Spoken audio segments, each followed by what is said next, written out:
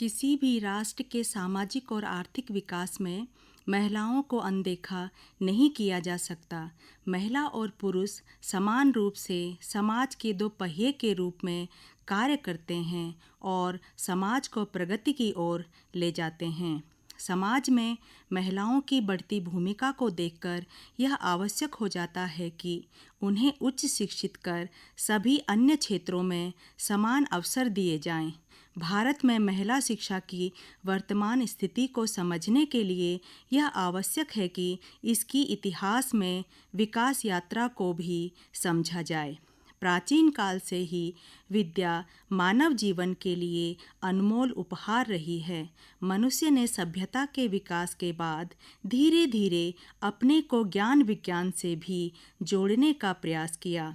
महिलाएं आदिकाल से ही समाज की एक शब्द शिक्षित सम्मानित अंग रही हैं। यदि वैदिक काल को देखें तो इस काल में महिलाओं को पूर्ण स्वतंत्रता थी। ऋग्वेद काल में बहुत सी ऐसी नारियां हुई जो प्रकांड विदुषी थी। उपनिषद काल में भी महिलाओं को शिक्षा की पूर्ण स्वतंत्रता थी।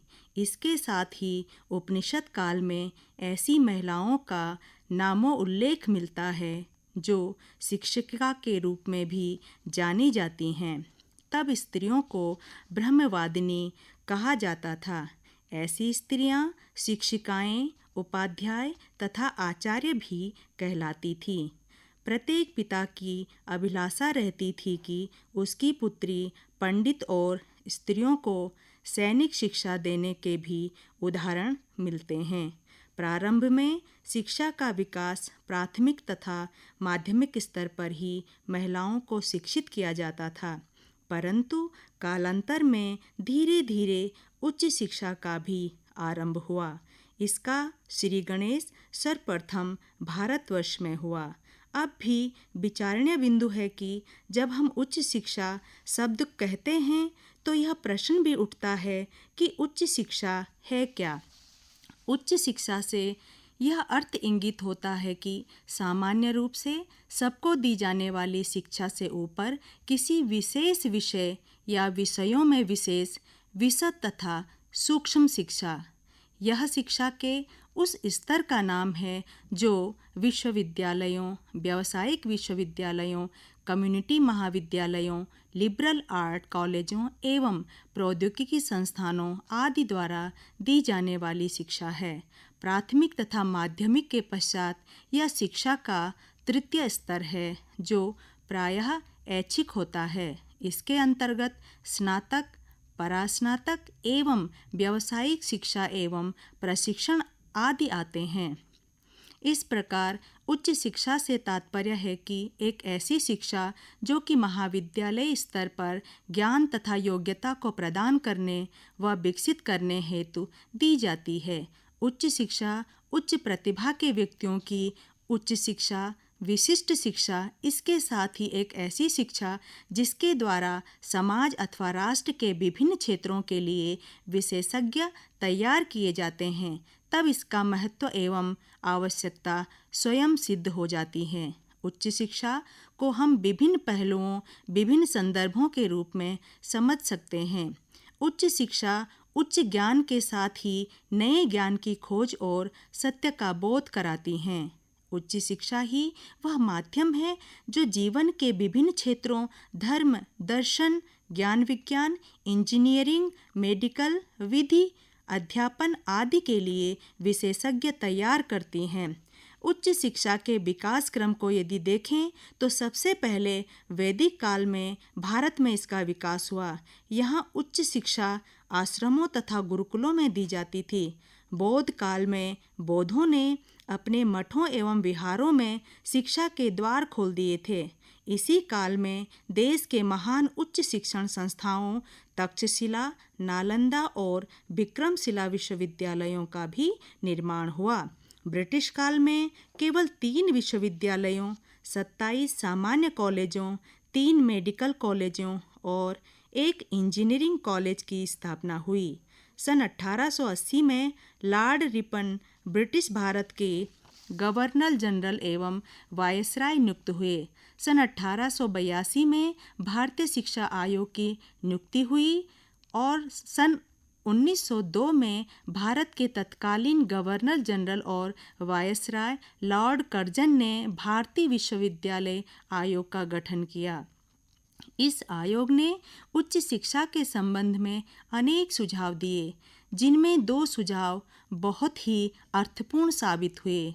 पहला यह कि विश्वविद्यालयों में शिक्षण कार्य शुरू किया जाए और दूसरा यह कि नए महाविद्यालयों को मान्यता देने में कठोरता बरती जाए। भारत 15 अगस्त सन 1947 को आज़ाद हुआ। सन 1948 में हमारी सरकार ने विश्वविद्यालय शिक्षा आयोग राधा कृष्णन कमीशन की नियुक्ति की। तब सन 1953 में विश्वविद्यालय अनुदान समिति को विश्वविद्यालय अनुदान आयोग के रूप में समुन्नत किया गया।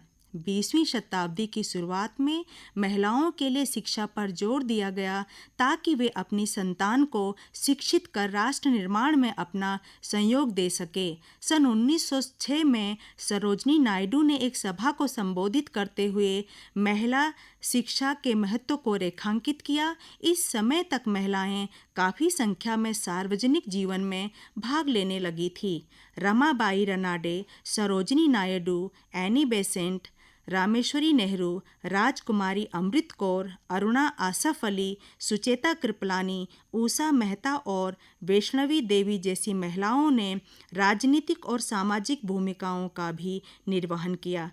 बात आती है उच्च शिक्षा के क्षेत्र में महिलाओं का प्रतिनिधित्व, तो पहले से कई हद तक ये सार्थक भी हुआ है। उच्च शिक्षा महिलाओं के आत्मविश्वास में वृद्धि करती है, साथ ही एक ऐसा वातावरण भी निर्मित करती है जहां महिलाएं ज्ञान और सूचनाएं प्राप्त कर सके, जिससे उन्हें समाज में एक सकारात्मक भूमिका निभाने में भी सहायता मिले। 45,000 से अधिक उच्च शिक्षण संस्थानों के साथ भारत के पास दुनिया की सबसे बड़ी उच्च शिक्षा प्रणाली है, लेकिन अंतर्राष्ट्रीय स्तर पर भारत की रैंकिंग अभी बहुत नीचे होती है। विकसित देशों में स्त्रियों की स्थिति मजबूत हुई है, वहाँ पर महिलाओं को पुरुष के बराबर दर्जा दिया गया है। महिलाएं सभी क्षेत्रों में काम कर रही हैं। केरल राज्य में महिलाएं उच्च शिक्षित हैं, वे ऊंचे पदों पर आसीन हैं, जैसे चिकित्सा, इंजीनियरिंग, शैक्षिक, न्यायिक आदि क्षेत्रों में। इसके साथ ही पंजाब और मेघालय में भी उच्च शिक्षा में महिलाओं ने उच्च रैंक हासिल किया है। उच्च शिक्षा को ऐसे उपकरण के रूप में मान्यता दी गई है जिसकी सहायता से समाज में परिवर्तन एवं विकास के अभीष्ट लक्ष्यों को प्राप्त किया जा सकता है। यही कारण है कि मानव अधिकारों के सार्वभौमिक घोषणा पत्र में शिक्षा को प्रत्येक मनुष्य के लिए मूल अधिकारों में से एक माना गया है। उच्च शिक्षा के क्षेत्र में आज भारतीय महिलाओं की भागीदारी काफ़ी अधिक है और इसमें उत्तरोत्तर वृद्धि हो रही है। इसका कारण नौकरी की उच्च आकांक्षा और माता पिता का समर्थन है। आज महिलाओं की भूमिकाओं ने विद्यालयों, कॉलेजों, कार्यालयों, न्यायालयों, पुलिस स्टेशनों, अस्पतालों तथा व्यावसायिक प्रतिष्ठानों का लिंग परिदृश्य भी बदल दिया है। उच्च शिक्षा में कुल नामांकन में महिलाओं की भागीदारी 96.2% है, लेकिन कुल श्रम बल में महिलाओं की हिस्सेदारी महज 27% ही है।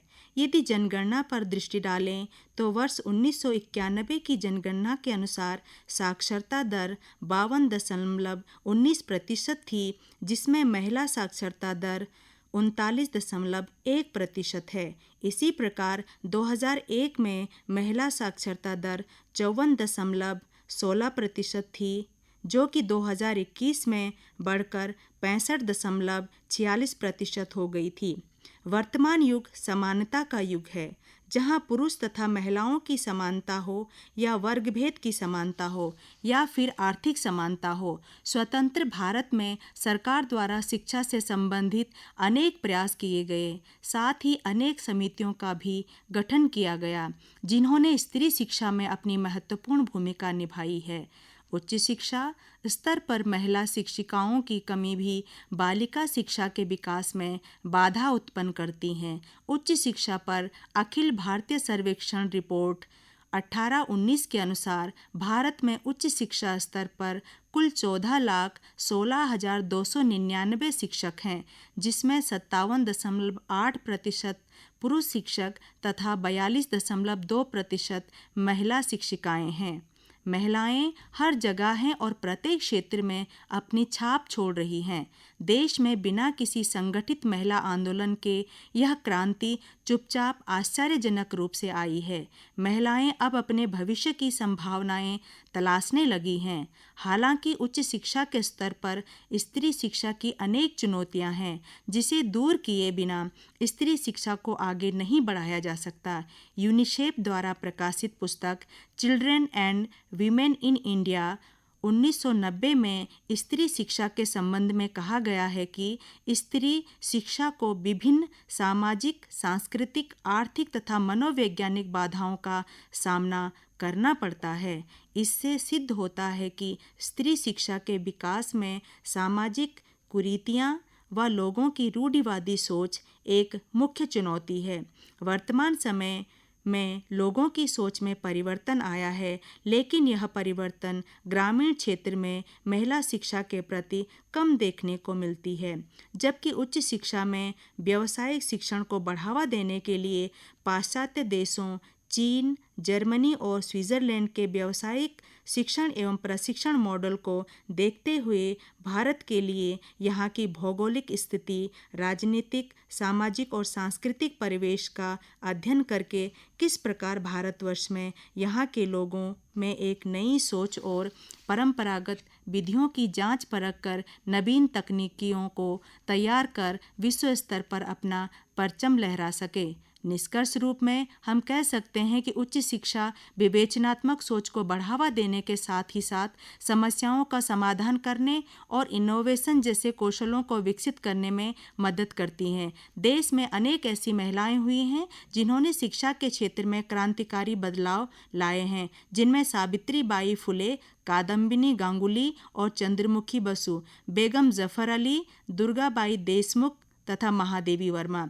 वास्तव में उच्च शिक्षा का लक्ष्य समय और समाज की जरूरतों को पूरा करने के लिए सर्वश्रेष्ठ मानव विकसित करना ही रहा है, जिससे विश्व समाज लाभान्वित हो सके। ऐसी प्रक्रिया में महिलाओं का दृष्टिकोण अत्यंत महत्वपूर्ण है। वर्तमान समय में शोध के प्रति जो बहुआयामी दृष्टिकोण है, उन उद्देश्यों को पूरा करने में महिलाओं का उच्च शिक्षित होना परम आवश्यक है, क्योंकि महिलाओं में एक साथ अनेक कार्यों को संपन्न करने की दक्षता होती है, जिन दक्षताओं का उपयोग वह समाज हित में निश्चित रूप से कर सकेंगी।